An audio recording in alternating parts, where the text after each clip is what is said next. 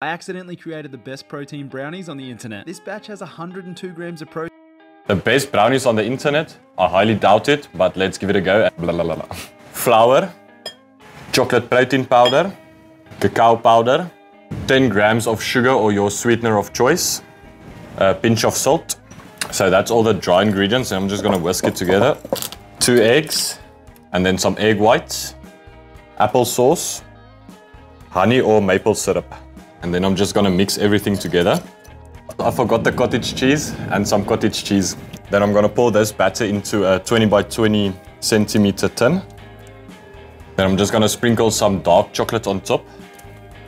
To the oven. Let's cut it and give it a test. Damn, that's actually not bad. Is it the best? No, but I'll definitely make it again. For a protein brownie that's healthy, it's really good. I give this one an 8 out of 10.